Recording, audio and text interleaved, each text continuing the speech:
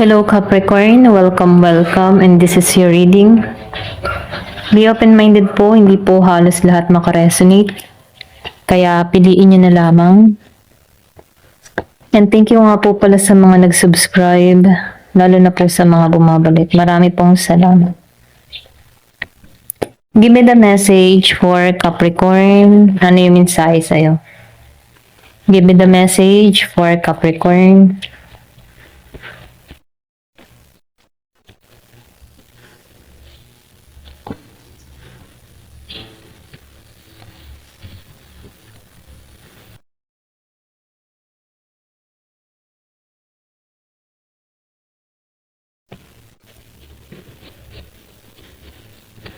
Nakikita ko sa'yo, Capricorn. Yung iba sa inyo, merong gustong gumulo sa'yo, okay? Yung bang tipong hindi ka makapag-focus sa mga ginagawa mo, or pwede rin meron ditong tao na naiinis once na nakikita ka nito, or nagagalit, ano. Pero ganun pa man, kahit naiinis tong tao na to, hindi ka naapektuhan dito. Bagkus, may paglago pang nangyayari sa'yo, okay? So, nakikita ko dito yung iba sa inyo, merong kang makikreate na bagong ideas, or pwede rin sabihin, bagong proyekto. Kumbaga andito pumapaloob yung creation or creativity mo na kung saan dito ka lalago, okay? So, nakikita ko rin dito yung solid foundation. Yung iba sa inyo may pagka-healing or pwede rin nag-heal ka na sa sitwasyon, merong paghihilom na nangyari sa'yo, okay? Na kung saan, meron kang mga bagong ideas na pumapasok sa kaisipan mo, okay? May paglago. Yung iba sa inyo, renewal ang nangyayari. So, nakikita ko rin dito, ikaw yung tipo ng tao na mapag-aruga, maalaga, maalalahanin, Kaya nakikita ko dito na handa kang tumulong kapag kinakailangan, or handa kang tumulong lalo-lalo na sa mga mahal mo sa buhay kapag kailangan ka, okay? Or kung sila'y nahihirapan sa sitwasyon, andyan ka, okay? Dumadamay ka, okay? So, nakikita ko rin dito yung iba sa inyo, kung ikaw man dito ay nag-failed or kung meron ka mga ginawa dito na hindi nagiging maayos, matagumpay, kailangan mo lang tanggapin, Huwag kang mawawalan ng pag-asa kasi nakikita ko dito na meron kang makikreate na bago. Kumbaga, tanggalan mo yung mga lungkot or yung mga negative emotion. Kung nag-failed ka man ngayon, meron pang darating, okay, na mas higit doon. Kumbaga, binibigyan ka lang dito ng, alam mo yung tipo na sinusubukan ka dito kung nag-failed ka ay susuko ka o hindi, okay? So, ngayon, sinasabihan ka dito, once na ikaw ay nag-failed sa isang sitwasyon, sinasabihan ka dito na huwag kang susuko, Kumbaga, magtiwala ka sa sarili mo, okay? Ito lang yung nakikita ko, kumbaga, kailangan na ipagtanggap para nang sa ganun maging malaya sa sitwasyon or sa mga negatibong nararamdaman, okay? So, tingnan pa natin dito. Give me the message. Ano pa yung mensahe? So, yung iba sa inyo nakikita ko din may travel. At yung iba naman ay pagbubuntis ang nakikita ko. So, ingat ka na lang, Kung ikaw ay ayaw mo pang mabuntis, meron ditong pwedeng mabuntis or merong mabuo, So, ito lang yung sinasabi dito.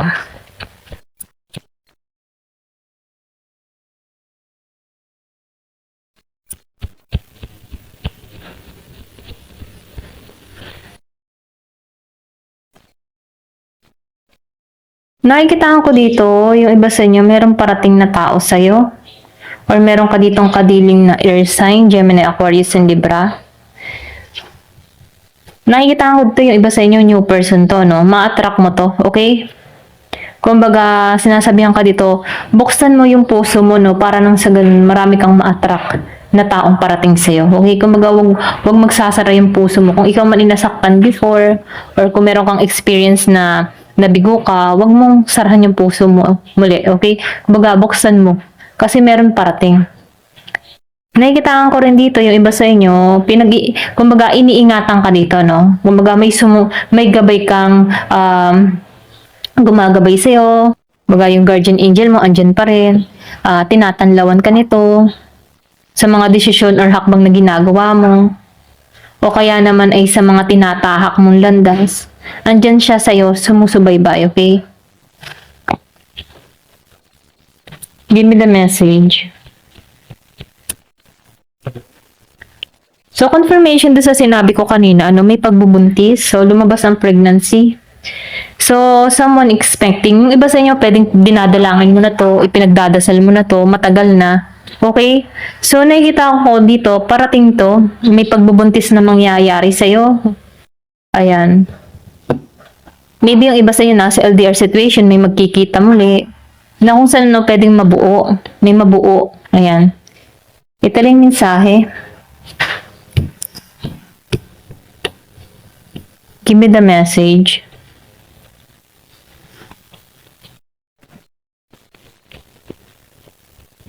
Give me the message.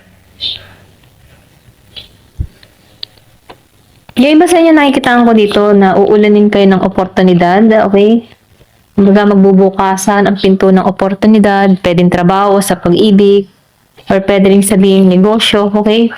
So, nakikitaan ko dito ma-attract mo. Meron kang ma-attract ditong pagbabago, okay? So, sinasabihan ka dito, tanggalan yung pag-iisip ng mga kung ano-ano, huwag ka mag-alala, okay? Kumbaga, huwag mo munang intindihin yung mga isipin, problema, ganyan So, binibigyan ka dito ng lakas ng loob na huwag kang mag-alala, okay? Matatapos din yan. Yung iba sa inyo, kung humihiling ka ng bahay, ayan, may parating ditong bahay, new home, new attitude, pwedeng bagong simula to sa'yo, pwedeng matagal mo na tong hinihiling. Pagkakalob to sa'yo, okay? Pasensya na kayo kung meron kayo nakikinig na aso, pahol ng aso. So, meron dito wind chime. So, nakikita ko rin dito yung peace and harmony, okay? Nakikita ko dito na magiging mapayapa ka dito, magiging maayos ang lahat. So, nakikita ko dito yung kapayapaan ng tahanan, okay? Dito ka patungo. So, meron ditong shark. So, yung iba naman sa inyo pinag-iingat din dito sa pangkabuhayan nila, okay? Or pwede rin sabihin na kung ikaw man yung tipo ng tao na magastos, pinag-iingat ka dito na kailangan magtipid, okay? Kung bibili ka ng mga bagay-bagay, ay yun talagang kailangan mo, okay? Kasi pwedeng maubos or pwedeng sabihin unti-unting maubos ang ipon mo, okay? Kumbaga binibigyan ka lang dito ng babala na matutong magtipid. Give me the message. Ano pa yung mensahe?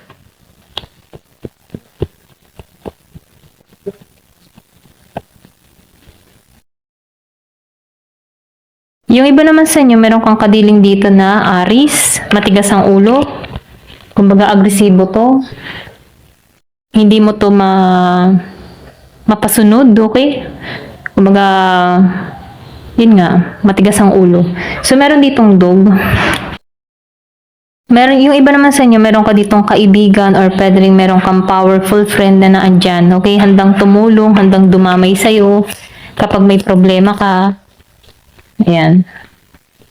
Or meron ditong mga tao na handa kang tulungan, So, meron ditong dark man, pwedeng maitim na lalaki to, okay? Or pwede rin meron kang kadiling ditong maitim na lalaki. Kumbaga, dark yung hair niya, makapalang kilay. May pagka-long hair, okay? Katulad nito, meron kang kadiling na ganitong lalaki or pwede rin meron papasok sa buhay mo na ganitong lalaki. So, meron ka ditong disappoint or pwede rin na-disappoint ka sa ganitong lalaki. Na-disappoint ka dito. Kasi nakikita ko dito meron itong iba or meron tong kausap na ibang tao, ganyan. Na-disappoint ka, hindi mo akalaing lulukuhin ka nito. Mga ganun, So, piliin nyo na lamang. So, meron ditong pagbabago na parating, change for the better. Better rin, kinat mo na to para sa pagbabago. Mas nakatuon ka sa pagbabago, okay? So, meron ditong happiness na naghihintay sa'yo. Okay? Give me the message. Ano pa yung mensahe? So, meron ditong desk. Pay attention to your work. So, sinasabihan ka dito, magtuon ka sa trabaho mo, okay? Kumbaga, pag-ingatan mo yung trabaho mo. Ayan. So, meron dito na table. Head work ahead. Kasi, kaya sinasabihin, pay attention to your work. marami kang trabahong kakaharapin, okay? Kumbaga, sabay-sabay or pwede rin maging hectic ang schedule mo. Or kung may business ka, no, maraming orders, mga ganyan. Napatungo to sa tagumpay. Magiging masaya ka sa resulta ng mga ginagawa mo. Kaya, pay attention to your work, okay? Kasi maraming trabahong parating at magiging masaya ka dito, okay? Sa mga parating na blessing, biyaya sa'yo, okay? Kumbaga, sa'yo sisikat ang araw, ayan. Ayan, hanggang dito na lamang po. Thank you for watching. Love and peace.